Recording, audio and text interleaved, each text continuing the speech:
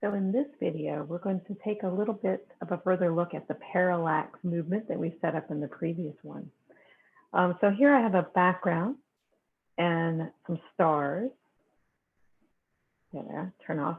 And what I'd like to do is show you how to move these things back in space, but keep their relative size. So let's take a look. So when you set up your 3D camera and you grab your items and move them back in space, normally they scale, or they don't scale, I mean.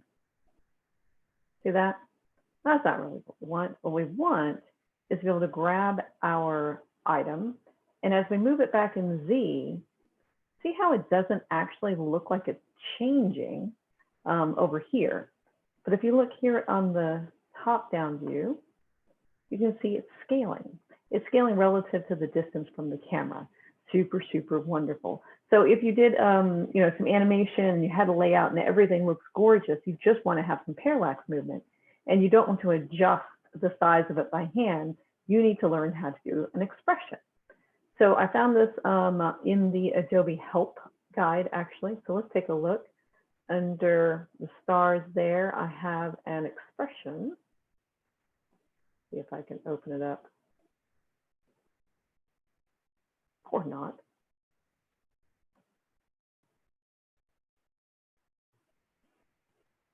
And I will put this in the comments section. So basically, it's setting a couple things, listening to the camera.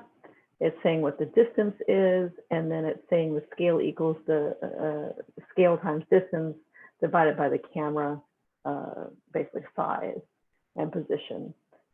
Whatever, we know that it works. So how do we put that in there? I'll show you.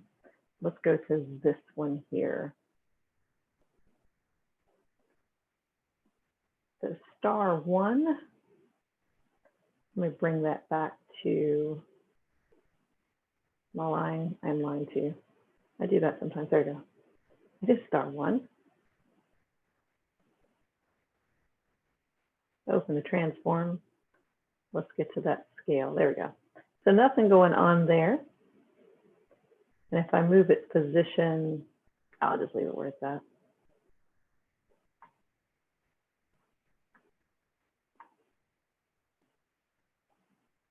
Close enough.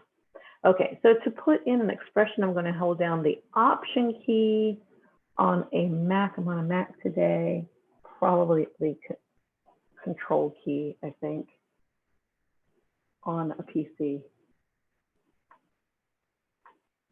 And that opens up the expression area for scale. So I'm going to paste in that script that I have and hit enter. And now as I move this back, you see that it scales. Now it's scaling based on where its pivot point is. My pivot point wasn't exactly in the center because I've been moving the thing around, so that's why we're getting that. So beware. Versus this fella, pivot point's in the center, and that's really where you want that to be. All right, there you go.